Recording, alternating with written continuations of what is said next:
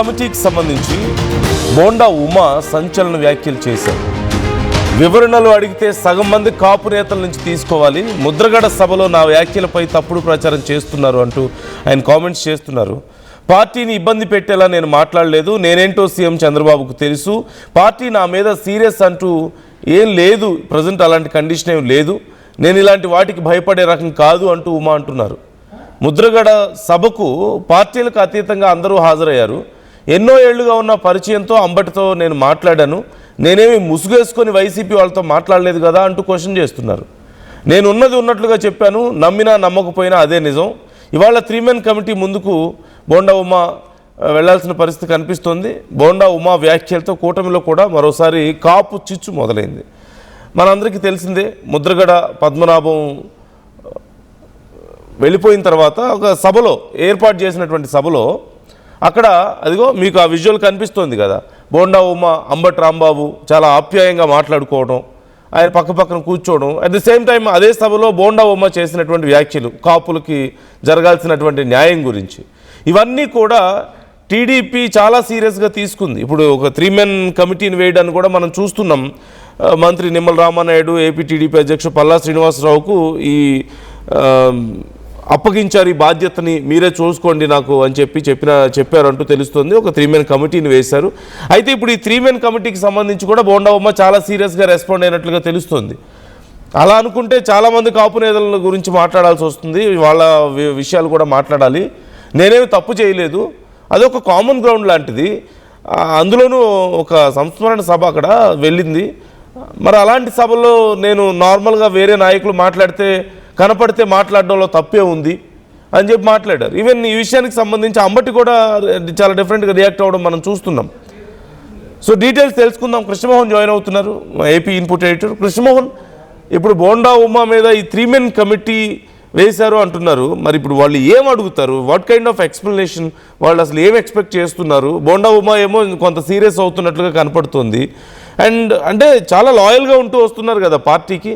సడన్గా ఈ ఒక్క చిన్న ఇన్సిడెంట్ వల్ల పార్టీకి కొంత ఆయన దూరం జరిగే పరిస్థితులు కానీ, లేదంటే ఒక రకంగా ఏదో కొంత దూరం పెడుతున్నట్లుగా కానీ కొంతమందికి అనిపిస్తుంది. How can we understand this situation? ఈ విషయంలో ఇప్పుడు ఈరోజు మధ్యాహ్నం 3 మెన్ కమిటీ ముందు హాజరవుతారు. ఆయన పల్లా శ్రీనివాసు నిమ్మల ముందు, మంత్రి నిమ్మల ముందు హాజరయ్యే పరిస్థితి కనపడుతుంది. మధ్యాహ్నం ఆయన హాజరు కావాలని చెప్పారు. అయితే నిన్న ఇదే విషయం మీద బాగా వివరణ చేశారు. వివరణ అడిగితే దాదాపుగా సగం మంది కాపు నేతల నుంచి తీసుకోవాల్సిన పరిస్థితి ఉంది. అది కూడా టీడీపీ నుంచి ఎవరైతే కాపు నేతలు ఉన్నారో చాలా మంది కాపు నేతలు తీసుకోవచ్చు. ముద్రగడ సభలో నా వ్యాఖ్యల మీద తప్పుడు ప్రచారం చేస్తున్నారు. పార్టీని ఇబ్బంది పెట్టేలా నేను ఎక్కడ కూడా వ్యాఖ్యానం చేయలేదు. నేనేంటో చంద్రబాబు తెలుసు, పార్టీకి ఎంత లాయల్గా ఉంటానో నా నాయకుడి గురించి నాకు తెలుసు, నా గురించి నాయకుడికి కూడా తెలుసు అంటూ, అంతేగాని పార్టీ నన్ను ఏదో తెలియపోయిందని ఏదో ప్రచారం చేస్తున్నారు, అదంతా ఏమీ లేదు. కానీ నేను అలాంటి వాడు ఇక్కడ భయపడే రకం కూడా కాదు అని చాలా క్లియర్గా చెప్పి ప్రయత్నం చేశారు. ముద్రగడ సభకు పార్టీలకు అతీతంగా అందరూ హాజరయ్యాము. అక్కడ ఎన్నో ఏళ్లుగా ఉన్న పరిచయంతో ఎవరితో మాట్లాడాను, అటెండ్ చేసి నేనేమీ ఆయనతో పుచ్చుకొని తిరగలేదు. చాలా వరకు కూడా చాలా మందితో మాట్లాడుతూ ఉంటాం, మిగతా ప్రాంతాలు కూడా మాట్లాడుతూ ఉంటాం, మిగతా నాయకులు కూడా వచ్చినప్పుడు కూడా మాట్లాడుకుని నేనేమి ముసుగు చేసుకుని వైసీపీ వాళ్ళతో మాట్లాడలేదు. నేరుగా ఉన్నట్టుగానే మాట్లాడాను. కానీ అంతటికి వచ్చాడు కాబట్టి అక్కడ మాట్లాడే ప్రయత్నం చేశాను. ఉన్నట్టుగా నేను చెప్పాను. చెప్పినా అంటే ఇప్పుడు నేను చెప్పేది నమ్మినా నమ్మకపోయినా నేను మాట్లాడేది నిజం. ఈ 3 మెన్ కమిటీ ముందు కూడా నేను ఇదే మాట్లాడబోతున్నాను అనేది చాలా క్లియర్గా కుండలిపాను. అంటే ఆయన క్లియర్గా అదే మన డాక్టర్ రాజా వాళ్ళ సభకు పోయినప్పుడు జ్యోతుల నెహ్రూ పాల్గొన్నారు. తర్వాత మరోవైపు రాధా పాల్గొన్నారు. చాలా మంది నాయకులు అక్కడ పాల్గొన్నప్పుడు మరి వాళ్ళని కూడా వివరణ పిలిచి అడుగుతారా అనే అంశాన్ని కూడా ఆయన లేవనెత్తారు. సో ఇప్పుడు అఫీషియల్ గా మీడియా ముందు మాత్రం ఆయన క్లియర్గా అవును, అందుకే ఆయన మాట్లాడింది అంటే సగం మంది కాపు నేతల గురించి వివరణ తీసుకోవాల్సిన పరిస్థితి ఉంటుంది అనేది ఆయన గట్టిగా మాట్లాడి సభ జరిగింది. ముద్రగడకి సంబంధించిన ముద్రగడ సభకి హాజరయ్యాను. అది వేరే ఒక శాస్త్రి రాము అనే వ్యక్తి మాట్లాడారు. తద్వారా జరిగే అంశాలను మనం అప్పటికప్పుడు తీసుకోవాలనుకుంటున్నాం. దాని ద్వారా తీసుకునే ప్రయత్నం తీసుకుంటే అక్కడికి వచ్చిన నాయకులతో ఒకరినొకరు పలకరించుకోవడం కామన్ గా జరిగే అంశమే. దాన్ని ఉద్యోగపూర్వకంగా అనేది ప్రయత్నం అయితే కొంతమంది చేస్తున్నారు అనేది ఆయన క్లియర్ గా చెప్తున్నా మాట. అయితే ఈ అంశం మీద ఈ రోజు వివరణ ఇచ్చిన తర్వాత అక్కడ ఏం జరుగుతుంది అనే అంశం మీద ఆలోచన ఉంది. బట్ అలా శ్రీనివాస్ ఆల్రెడీ ఇప్పటికీ బండవమ్మతో కూడా మాట్లాడారు. అంటే కొంత మీరు గతంలో కూడా మంత్రులు బయట పార్టీ నుంచి వచ్చిన మంత్రులు ఇతర అంశాల గురించి మీరు ఎందుకు ఎక్కువ మాట్లాడుతున్నారు అనేది, అంటే పార్టీకి కొంత ఇబ్బంది కలిగేలా బోండా వ్యాఖ్యలు ఉన్నాయని పార్టీ భావిస్తుంది. సో దాన్ని మాట్లాడటానికి కొంత ఒక వేదిక ఉంటుంది. లేదు కొన్ని పర్సనల్ గా మాట్లాడాలని అనుకుంటే కొన్ని వేదికల ద్వారా ఏది మాట్లాడకూడదు, మన నియంత్రణ ఉండాలి అనేది చంద్రబాబు క్లియర్ గా చెప్తున్న పరిస్థితి. మరోవైపు ఆయన ఒక డైరెక్షన్ కూడా వచ్చారు, ఇతర పార్టీ నేతలతో కలిసేటప్పుడు మీరు కొంత బ్యాలెన్స్ ని ఏర్పాటు చేయండి అని చెప్తున్న నేపథ్యంలో మరి ఈ రోజు బోండా ఉమ్మాని మధ్యాహ్నం కలుస్తున్నారు కాబట్టి కలిసిన తర్వాత ఏం జరగబోతుంది, ఏం జరిగింది అనే అంశం మీద కొంత పూర్తి అవగాహన వచ్చే పరిస్థితి మనకి కనపడుతుంది. రైట్ చూద్దాం Krishnamohan. Thanks for the details. మొత్తం మీద ఇప్పుడు బోండా ఉమా చేసిన కామెంట్స్ లేదంటే ఆ సభలో అక్కడ అంబటితో ఉన్నటువంటి తీరు ఇవన్నీ కూడా చాలా ఆగ్రహం తెప్పించాయి. కొంతమంది ఏమో అసలు బోండా ఉమా పార్టీ మారుతారన్న ప్రచారం కూడా ఇప్పటికే మొదలు పెట్టేశారు. అది ఇప్పటికిప్పుడు మరి నిజం ఉందా అందులో అంటే ఖచ్చితంగా ఛాన్స్ కనిపించడం లేదు. And at the same time TDP కూడా చాలా అగ్రెసివ్గా రియాక్ట్ అవుతుంది, ఈ విషయంలో చాలా సీరియస్గా రియాక్ట్ అవుతుంది అనేది కనిపిస్తుంది. పార్టీ కూడా చంద్రబాబు చాలా సీరియస్ అయ్యారంటూ కూడా తెలుస్తుంది. అంటే ఇతర తమ అపోజిషన్ పార్టీతో అంత క్లోజ్గా ఉండడం ఇవన్నీ కూడా కార్యకర్తలకి తప్పుడు సంకేతాలు ఇస్తాయి. రేపు ఎక్కడైనా మరొక చోట కార్యకర్తలు ఏదైనా కొంచెం స్ట్రాంగ్గా సపోర్ట్ చేయాల్సిన అవసరం వచ్చినప్పుడు డేలా పడిపోయే అవకాశం ఉంటుందనో, లేదంటే వాళ్ళ స్పిరిట్ని దెబ్బతీస్తుంది ఇలా ఉంటే. అంటే లోపల వాళ్ళు ఒకటి బయటికి మాత్రం ఇలా చేస్తున్నారు జస్ట్ అని చెప్పేసి అనుకోవడానికి అవకాశం ఉంటుంది. కాబట్టి అలా చేయడం తప్పు అనేది టీడీపీ చెప్తున్న మాట. మరోవైపు బోండా ఉమ చేసిన కామెంట్స్ కూడా అంటే కాపులకు ఇంకా మంచి బెటర్ ప్రయారిటీ ఉండాలని చెప్పేసి, ప్రభుత్వాలు గుర్తించాలని చెప్పేసి కొన్ని కామెంట్స్ చేశారు. సో అవి కూడా ఇప్పుడు ఆల్రెడీ గవర్నమెంట్లో ఉంది టీడీపీనే కాబట్టి, కూటమే కాబట్టి అవి కూడా ఆ కామెంట్స్ కూడా కొంత ఇబ్బంది పెడతాయేమో అన్న ఆలోచనలో ప్రభుత్వం కనిపిస్తుంది. సో ఓవరాల్గా అక్కడ జరిగినటువంటి ఇన్సిడెంట్లో నా తప్పేం లేదు, నేను అలాంటి ఒక సభకు వెళ్ళిన దగ్గర వేరే నాయకులు కనపడితే మాట్లాడడం తప్పే ఉంది, నేనేమో అంత తప్పు మాట్లాడలేదు మాట్లాడేటప్పుడు కూడా అని చెప్తున్నారు. ఇలా మాట్లాడుకుంటే సగం మంది కాపు నాయకులు డీటెయిల్స్ అన్ని తీయాల్సి వస్తుంది బయటకు అని చెప్పి కూడా మాట్లాడుతున్నారు. ఒకవైపు బోండా ఉమ ఈ విషయంలో తగ్గట్లేదు, అంటే ఆయన ఏదో పెద్ద తప్పు చేశారని ఒప్పుకునే పరిస్థితి లేదు. ఇన్ఫ్యాక్ట్ అది తప్ప అంటే మనం పూర్తిగా అవును అని చెప్పలేని పరిస్థితి కూడా ఉంది. అట్ ది సేమ్ టైం కొన్ని కామెంట్స్ విషయంలో మాత్రం మేబీ ఇంకొంచెం కేర్ఫుల్గా ఉండాల్సిందేమో, లేదంటే అక్కడ ఉన్నటువంటి పరిస్థితుల్లో ఇంకొంచెం కేర్ఫుల్గా ఉంటే బాగుండేదేమో, అసలు ఇంత గొడవ జరిగేది కాదేమో అన్న అభిప్రాయాలు కొంతమంది ఉన్నాయి. సో మీకేమనిపిస్తుంది ఈ సిచ్యువేషన్ చూస్తుంటే, మీ అభిప్రాయాలు ఎలా ఉన్నాయి? ఒకసారి బోండా ఉమ కామెంట్స్ చూద్దాం.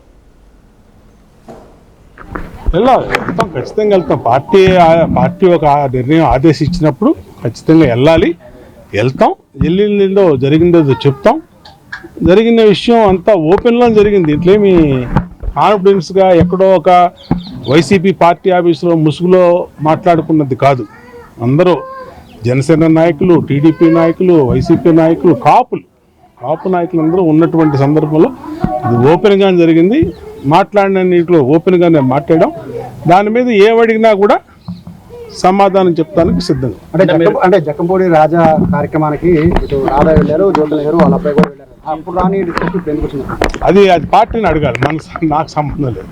నా వరకు అయితే నాకు చెప్పిన మెసేజ్ ప్రకారం, నాకు ఇచ్చినటువంటి సందేశం ప్రకారం రేపు సాయంత్రం 4 గంటలకి పార్టీ ఆఫీస్కి రమ్మన్నారు, మాట్లాడుకుందాం అన్నారు. ఖచ్చితంగా వెళ్తా. వాళ్ళకి ఏం వివరణ కావాలో, ఏం డౌట్లు ఉన్నాయో అన్నీ కూడా క్లియర్ చేస్తాను. ముద్రగడ్డ ఉద్యమాన్ని లైట్ తీసుకోవటం వల్లే అప్పట్లో 2019లో టీడీపీ ఓడిపోయిందనే వ్యాఖ్యల మీద కూడా డిస్కషన్ పార్టీలో నడుస్తూ ఉంది. అంటే అప్పుడు మీరు చేసిన వ్యాఖ్యలకి ఎందుకని అంత విపరీతార్థం? అంటే అది వాస్తవాలండి. ఇప్పుడు 2014 నుంచి 19 వరకు ఏం జరిగిందో మీడియా తెలుసు, ప్రజలకు తెలుసు, కాపులకు తెలుసు, పార్టీకి తెలుసు, అందరికీ తెలుసు. తెలిసిన విషయమే నేను ఆ రోజు ముద్రగడ్డ గారి సంస్కరణ సభలో ముద్రగడ్డ గారి గురించి మాట్లాడకుండా లేదంటే ఇంకొకళ్ళ గురించి ఎలా మాట్లాడతాం? ముద్రగడ్డ గారి గురించి మాట్లాడాలి. ఆయన ఏం చేశాడు, ఎలా చేశాడు, ఏం జరిగింది అనేది నాకు ఆ అంశం తోస్తుంది. ఆ అంశం గురించి ఎందుకంటే నాకు 1988 నుంచి ముద్రగడ్డ గారితో సంబంధాలు ఉన్నాయి. ఆ రోజు కాపునాడు ఇక్కడ పెట్టినప్పటి నుంచి కూడా మేము సన్నిహితంగా మెలిగినవాళ్ళం. కాబట్టి అప్పటి నుంచి 1988 జూలై 10వ తారీఖు నాడు విజయవాడలో కాపునాడు జరిగింది. అప్పటి నుంచి మాకు సంబంధాలు ఉన్నాయి. ఆ రోజు నేను ముద్రగడ్డ గారు నిరాధ్యక్ష కూర్చుంటే తెలుగుదేశం పార్టీ శాసనసభ్యుడిగా ఉంటూ నేను ఆయన్ని ఆపటానికి కాకినాడ వెళ్ళి తోట త్రిమూర్తులు గారిని కూడా, ఆయన కూడా ఎమ్మెల్యే, టీడీపీ ఎమ్మెల్యే, ఇద్దరం కలిసి ముద్రగడ్డ గారి ఇంటికి వెళ్ళి ఆయన్ని నిరాధ్యక్ష చేయొద్దండి, మీరు సమస్యలు ఏమంటే ముఖ్యమంత్రి గారి దృష్టిలో పెడదామని చెప్పి ఆయనతో మాట్లాడి నెక్స్ట్ డే మార్నింగే ముఖ్యమంత్రి గారు వైజాగ్లో ఉంటే నేను తోట త్రిమూర్తులు గారు మళ్ళీ విశాఖపట్నం వెళ్ళి విశాఖపట్నంలో ముఖ్యమంత్రి గారికి దృష్టిలో అన్ని పెట్టబట్టి చంద్రబాబు గారికి ఎమ్మంటే ఆయన ఇద్దరు మంత్రులు పంపించాడు. అచ్చెన్నాయుడును ఇంకో మంత్రి కిర్లంపూడి వెళ్ళి కిర్లంపూడిలో ఆయనతో మాట్లాడి ఆయన అడిగిన విషయాలన్నింటినీ కూడా పరిశీలిస్తామని చెప్పి హామీ ఇచ్చి ప్రభుత్వం తరఫున చేశారు.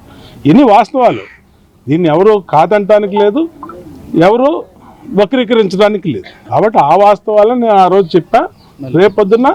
రేపు సాయంత్రం ఏదైతే పార్టీ అధ్యక్షుడు లేదంటే ఎవరైతే మంత్రి నిమ్మల రామానాయుడు గారు ఎవరైతే ఉన్నారో వాళ్ళకు కూడా అదే చెప్తాం. ఎందుకు ఏముంటాయి దీంట్లో, ఉన్న విషయాలే చెప్తాం, ఉన్న విషయాలే మళ్ళీ ఆ రోజు మాట్లాడింది చెప్తాం, లేని విషయాలు ఏవి చెప్పాలి. అంటే ఇప్పటి వరకు లేదు, పెద్ద ఎత్తున ట్రోలింగ్ జరుగుతుంది. అంటే ఏ నాయకుల మీద జరిగిన ట్రోలింగ్ నుంచి విపరీతంగా బోండమ్మ గారు చెప్తారు. దీని వెనకాల చాలా శక్తులు పనిచేస్తూ ఉంటాయి.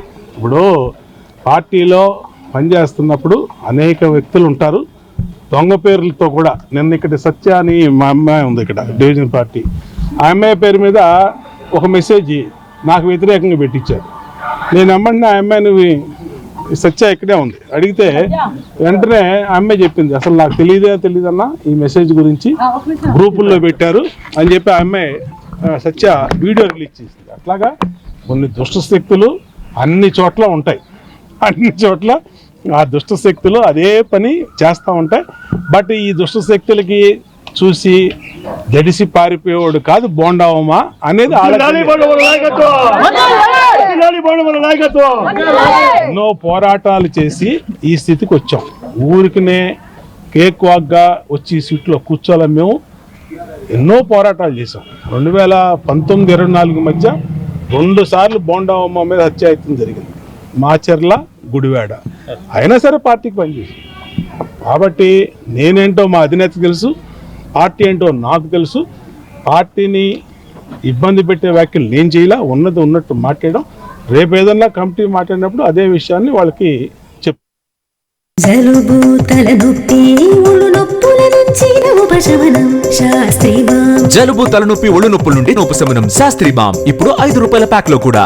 ఎప్పటికప్పుడు నయా న్యూ ట్రెండ్ ని మనకు అందిస్తూ అప్పుడు ఇప్పుడు ఎప్పుడైనా మనందరి చాయ్ కిసాన్ ఫ్యాషన్ మాల్ వచ్చేస్తుంది మన ECL కి జూలై 24న గొప్ప ప్రారంభం. అందరికీ నమస్కారం, నేను మీ అనసూయ భారద్వాజ్. ఆషాఢ మాసం సందర్భంగా మన కోసం ఫ్యాషన్స్ ఏపీ అండ్ తెలంగాణలోని 24 స్టోర్స్ లో సరికొత్త ఆఫర్స్ తో మీ ముందుకు వస్తుంది. అంతేకాదంలో ఈ ఆషాఢ మాసంలో మన ప్రత్యేకత, కిలో చీరలు కొనండి, అరకిలో చీరలు ఉచితంగా పొందండి. Pure in its form with grace made noble.